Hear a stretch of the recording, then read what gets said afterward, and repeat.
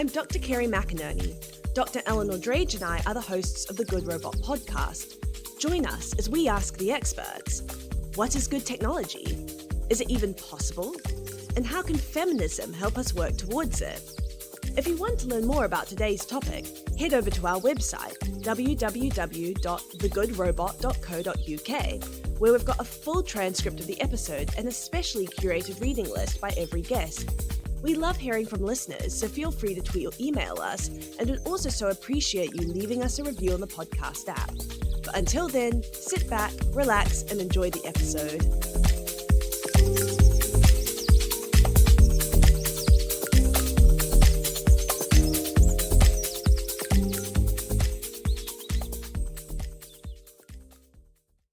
In this episode, we talk to digital media theorist and artist Laila Shereen Sakr, who also performs under the name VJ Amel, about making data about the Arab world visible and emotional.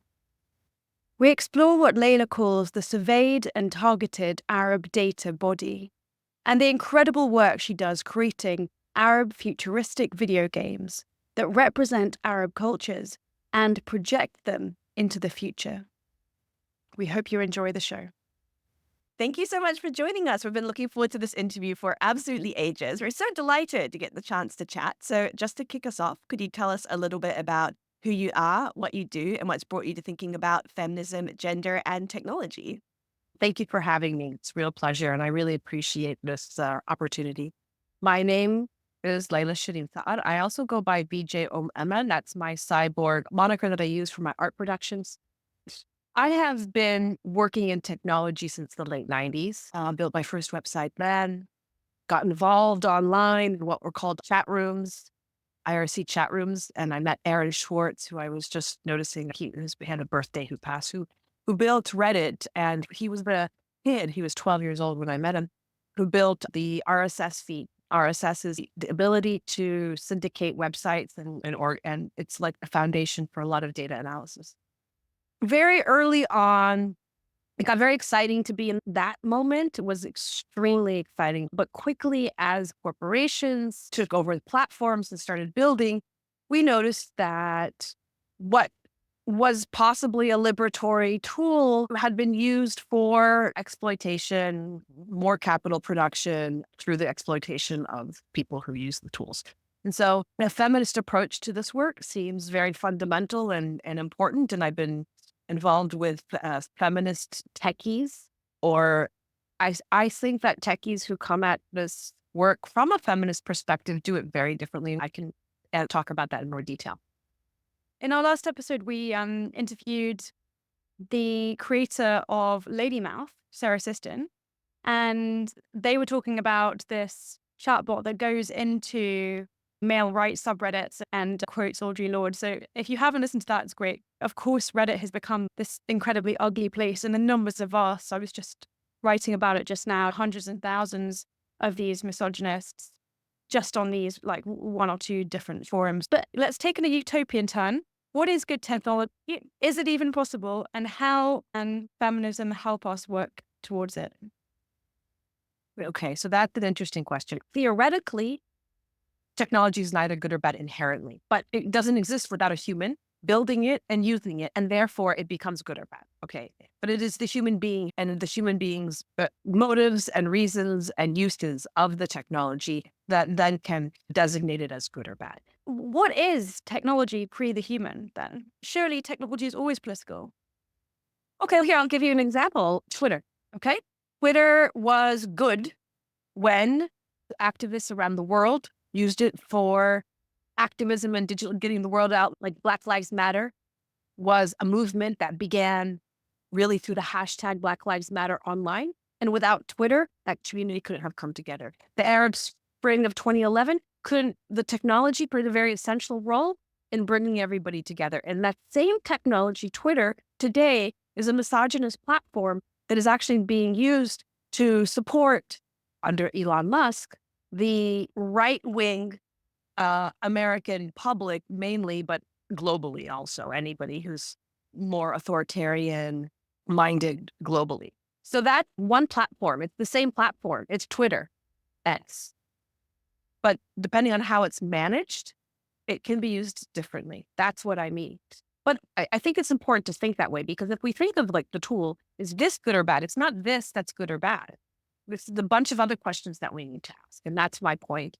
I avoid using those terms of good and bad, because what's good for one person is bad, could be bad for another. And Balsamo talks about it in Designing Culture. She talks about the double-edged sword of technology. I think when we're looking at technology, it's related to the body. So the technology is an expansion or extension of the body always. Why do we use technology? Because we ourselves need a tool to expand ourselves. And I really want to come to this question you're raising around like embodiment and technology, because this is one of your major areas of expertise, is this idea of the data body. And so in your book that you mentioned, Arabic Glitch, you talk about how in the US, the data body is made up of all the different pieces of data, from like your social security number, your GPA from college, your driver's license record maintained by the state, Facebook feed, like all bits and pieces. And you say, and this is a quote, so much clout that you cannot buy a house unless your data body is normalized in economic systems. So could you tell us a bit more about the data body? So what is it? Why does it matter? And then crucially, how does it relate to state power? Great question. I'll just take apart the concept of data body, and I put the word body in there, right? Data is data, but I add the word body because I think it's very critical to understand that this data represents a body. We often forget in all of our mathematical calculation that all this data is actually severely impacts a human being. This is also my work with VJ Amel, is related to the data body. VJ Amel is my data body. I conceive of all of us as cyborgs. We are all cyborgs if we engage in this work. To some extent, our bodies, again, are extended into data. And that's how we as individuals and sovereign individuals within our political and economic systems exist. Now, the data body, I think you described it very well. It is all the data records that states and institutions mainly have kept on us. They've existed before the digital. So we can consider there are analog records. Those are also data, right? They're analog, but they're data, and they're data bodies. And this has been going on since the Age of the Enlightenment, right? Calculating and keeping records of people's calories and whatever. Depending on what state, it's going to act differently. And my argument is that all of these institutions and nation state use the data to control or give access to people in and out of different life. Let me pull back to this exact moment today in 2024. I just wrote an op-ed for Tech Policy Press. You can take a look at it, where I make the point to saying that the era of data body today is a target. Our WhatsApp history is what has been used by the Israeli state in order to identify who might be Hamas and who might not be. And that was a software called Lavender AI, which you must have read about. And then accordingly, once the AI has determined that individual is a Hamas sympathizer or Hamas person, then by looking at their WhatsApp feeds, only their data records, then what they are able to do is go in and legally, by international law, because they have now identified this person as an enemy of war, they can go and bomb the home of that individual, killing not only that individual, but their whole family, right? And the whole building. This is one mechanism that has been used today. Groups of people who are under surveillance, Palestinians in Israel, like Blacks in the United States. The state has more records on them because they're under surveillance. And therefore, their data bodies can be targeted more easily. These nation states are able to collect and get information about each and every one of us to such a deep and detailed level that they're able to identify us and where we are and what we're doing and what we're saying. And then according to whatever political or economic larger issues are at play, then the state can carry those out. I know people who've been in jail for 10 years now because of something they've tweeted in different countries. And my point in that op-ed I wrote for Tech Policy was that this system of states and institutions collecting data and then creating data bodies, or really using them to target and identify and surveil bodies, human bodies, that this system is part of global capitalism and that we think it's happening over there, but it could easily, and actually today under Trump in the United States, more than likely will happen here, especially with Elon Musk at his side. A lot of these tools a lot of the sort of surveillance mechanisms are mechanisms that the FBI and the CIA have been using here in the United States. It's just not as flagrant. I think it's really critical that policymakers, politicians, and citizens understand how their data is being used by the state to make decisions right now, about killing or not killing, decisions that are made within the framework of war, which I would say is an international war. Yeah, we all need to be taking more seriously the things that we think are happening over there are very much happening on our doorstep. One way that you have gone about improving AI literacy or data literacy, to me, is that you've conducted these incredible sentiment analyses of data about early 21st century uprisings. So notably the Twitter data from the 2011 Arab uprising. And you call this emotional data. And of course, this data about emotions. And you visualize it in really cool ways. So you can see these changes and emotional trends in the data. And these are demonstrated by changes in form and color. Data you show is something that a computer can read. That's how it's defined in your work. And it's something that can be transformed and analyzed, and which imposes encoding restraints on representation. So maybe you can explain that for us. It imposes encoding constraints on the way something is represented. So can you tell us about representing phenomena as data, as objects and features, by making them countable and manageable and knowable and shareable in a way that is crucially emotionally meaningful to the public? I love this question. Thank you for that. We have this idea that data is part of data science, keyword science, and that the only way to understand data is through science. And I take issue with that. But unfortunately, I think that's the dominant way of thinking globally. I know a lot of humanists, brilliant minds who are, oh, I don't do that. Oh, I don't know. Oh, that's outside of my purview. Oh, data. Oh, no, that's like math. All of a sudden break down and they're like, I can't compute. I can't analyze. I can't try to understand what it means because it is a different discipline. Right? I find that to be unnecessary. And that's why I push for the literacy. But I will also say that I also don't see data as an objective truth at all. There's so much data out there. You will always find what you're looking for. It is a rhetorical strategy that data scientists use to make their arguments.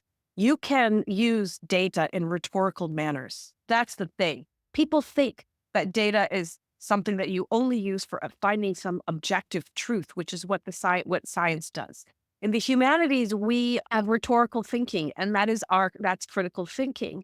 And so I actually approach data like that, like it is the clay in my art, right? As an artist, I see data as the clay. It's the paint. It's my paint, and my brushes are made up of that. Now, my limits are the brush, right? I can only do so much depending on my brush. And that's where there are constraints. You were asking that question. The constraints come with the tools because it can only do so much. If I have a thick brush, I'm not going to be able to it would be very hard with a thick brush to do little points.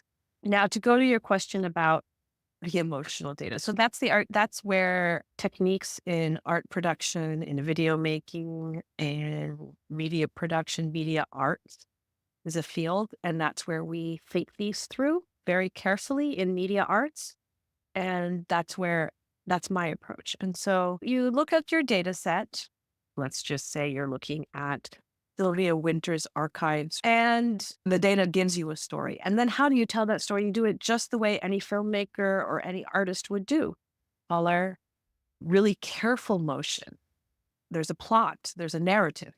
And so you have to craft your narrative in a way that it reaches your audience. And my goal is to make my audience feel like like they're watching a film, not like they are reading a report with X and Y charts. No, that's not my goal. My goal is to make them hear a story. And in order to hear a story, you need to make people feel, not just think. And that's done through little fine things, color, motion, size. You created a world for people to explore. And what does explore mean? It means that they're going to have an interaction. They're going to interact with it. And then they're going to have a mental and emotional feeling that they're going to walk away with. And that's what you're trying to build.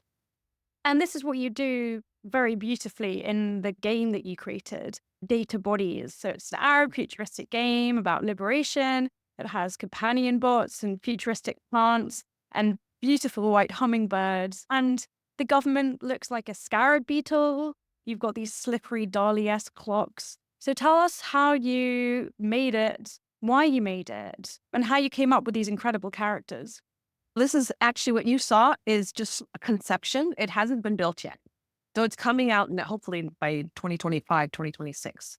So it's on the way. This came out of, I've been archiving social media since 2008. And that's like my paint, my tools. And I archived a considerable amount of the Arab uprisings. In fact, I would say that Archive is one of the main resources for that particular historical moment.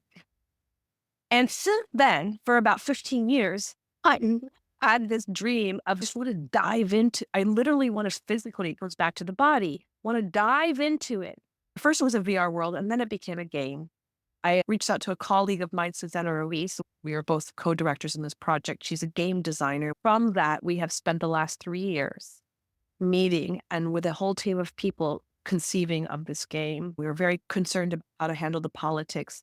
And then before October 7th, 2023, all of what was done, we actually stopped in October 2023. We're picking it up again now because what we decided was we're building an Arab futuristic game. There's a lot of Afrofuturism. There's a lot of games, all parts of the world that conceive of the future, but there's a lack of Arab futurism. If you think about the annihilism, the despair today among Arabs, you can only imagine how difficult it is to imagine the future, right? So this is a very important, I think, process to imagine a future that is not devastation and apocalyptic. I think we could say that the Middle East right now is experiencing apocalypse. And so how can you even conceive of the future? So there was such a void and such a desperate need and such an excitement about creating an Arab futuristic game where the Middle East is the center of the world, but it's not a Western place. And then it's not Asia either, nor is it India, where again, there are works that really represent those cultures. And so I really wanted it to be Arab. And so I decided to make it Palestinian. This was before October 20, 2023. And that's because I think what it means to be Arab in the more recent past, when I say that post Oslo, is really about the liberation of Palestine. That's been the case for a very long time, before 1948. But since 1948, there were many other historical moments that happened. But I would say that is what Arab is. And that's a debate. That's a debate. And so we built this world where we modeled that, where you saw the clock. That is modeled from the Palestinian library that is really there or was there. And we wanted to bring up a lot of cultural nuances. There's a hummingbird, which represents Twitter, by the way, tweets. That's the hummingbird because the tweets are actually in the game. And we have keys because for Palestinian, the right to return, the key to the home. So there's a lot of keys throughout the game. And so we really imagined the future. We worked with a team. We had an animator and a level designer from Cairo, 2 young women, amazing. Technical director from Bahrain. We worked with people all over for several years to come up with this idea. And so now we're finishing the script. And we will be building the vertical slice and an MVP towards a prototype. And it will take us all the way till next year. So it's an exciting project. It's one of my most exciting projects that I'm working on right now, and we're really in the middle. So I'm happy that you see something exciting from what you've already looked at. It sounds like something project, but also the way that you articulate it as this like kind of futuristic imagination, this kind of future longing is really beautiful. And as you said, so important as well. And it reminded me of the Routledge Handbook of Co-Futurisms, a book that was edited by Stillin, who also came on the podcast to talk about indigenous futurisms. As you were speaking, I was just thinking about how important these like kinds of articulations, not only of cross-racial and regional and international solidarity, have been really important when it comes to Palestine, but there's also been something in which people, I think, around the world have seen their pasts in the bombardment of Palestine, but are also trying to articulate these different futures. Or like when I see the campaigning and advocacy going on, say, in East and Southeast Asian communities, like a lot of it, I think, does link to the bombardment of Vietnam and Cambodia and Laos. And I think people seeing the past of these particular communities and areas of the world reflected in what's happening in the Middle East today. And then also thinking about what does it mean for us to co-articulate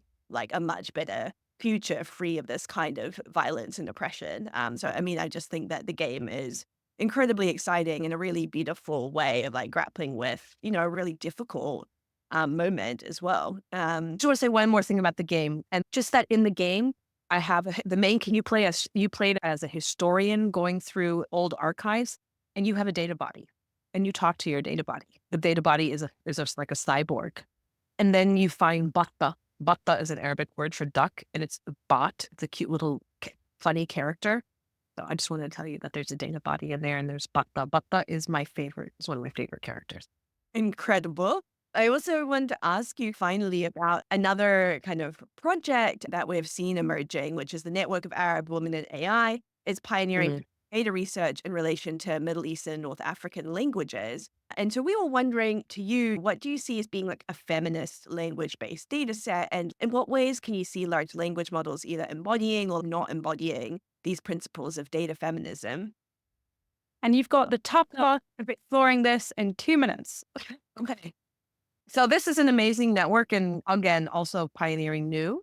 What we did, so we spent a year doing research on this question: what is a feminist data set? We started with a book called Data Feminism by Catherine D'Ignazio and Lauren Klein, which they articulate 6 principles of data feminism: that it must be intersectional and be attentive to potential misogyny, and that it must rely on communities and within communities, and that it must explicitly avoid M-Turk, Mechanical Turk, forms of crowdsourced labor, and to be careful about labor and to consider labor in the process. And we are also to work interdisciplinary as a collective, and the collaboration creation process is very important, and to teach data literacy. All of those are feminist principles that D'Ignazio and Klein mentioned in their book. So what we did was we took those questions, we found like 50 Arabic data sets, and we created a code book. And we had students help us, and we stopped and mapped what was feminist. Guess what? There was this much feminist data. 0, zilch, none of them. Nothing got close to these principles. What came out of it was we wrote a paper. We sent the papers being looked at like several different places, and there'll be a publication coming out soon. There'll also be a manifesto that we're trying to put together. Several of our colleagues are in Lebanon right now, and so things have been a little difficult. Producing knowledge is not so linear. Not in this part of the world. But I'll just say that part of the new principles that we've came up with are, I'll just read them really quickly. Misogyny isn't just toxicity, it's harmful, specific, and deeply rooted. Community-centered data is not just data collection, but a process of collaboration. And recognizing and valuing feminist labor, fair wages for data contribution. The power of small models in big contexts. This is very important. Small language models for local realities. I mean, like large language, they want to eat up the world and represent everybody, but better to sometimes small languages models are good, are more specific. Rejecting exploitive crowdsourcing, which means really work with consent, transparency, and respect. These are tenets of how we do our work. And collaboration as a praxis, community input at every stage of your process. And then, of course, teaching the technology and empowering communities through skill building. These are feminist AI principles. We are writing about them. We are making them. We are exploring them. And we will be publishing these points. Did I do that in 2 minutes? That was incredible. We'd love to collaborate or come along. Listeners, get in touch with both of us. And as always, there'll be a reading list to go with this episode of things that have been talked about today. Thank you so much for joining us. It's been an absolute pleasure. Thank you. Thank you, Eleanor. Thank you, Kara. It was a real pleasure to meet with you in this great conversation. This episode was made possible thanks to the generosity of Christina Gore and the MacArthur Foundation. It was produced by Eleanor Drage and Kerry McInerney and edited by Eleanor Drage.